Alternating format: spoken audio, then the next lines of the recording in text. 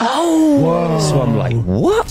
One day I'm watching TV and my wife, Laura, comes downstairs and she looks scared. And she says, Jerry, every time I close my eyes, I see all these dark images and hear all these dark voices. And when I'm pushing the pushchair down the road in the morning, something's trying to make me push the children into the road. So I looked at her and I thought, this sounds nuts. So she phoned her friend that was a priest. So this priest comes around her house, this lady, she's putting crosses up, she's dousing the house and all this stuff. And I'm sat there thinking, this is like something out of the poltergeist. The next day I go and see a friend of mine. I said, listen, this weird thing happened last night. What do you make of it? He said, you gotta speak to this lady. And this lady showed him the past life regression business. I'd never heard of any of this stuff. He said, just call her. She says, where do you live? And I said, 316 Richmond Road. And that's the only bit of the address I gave her. She said, hold on a minute. And the phone went quiet. And then she said, have you been knocking some walls down? I said, well, we've just rented the place, but the previous owners have clearly built an extension.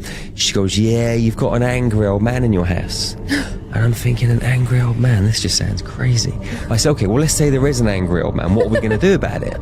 She goes, I'm going to get rid of him for you. I said, brilliant. When can you come round? She goes, well, I don't need to do that. I can do it from here. So I'm thinking, this is just getting crazier and crazier. And I speak to Laura. I said, listen, I've spoke to this lady about what happened last night, and she reckons there's an angry old man in your house. She turned round to me and she goes, yeah, I know, I've seen him.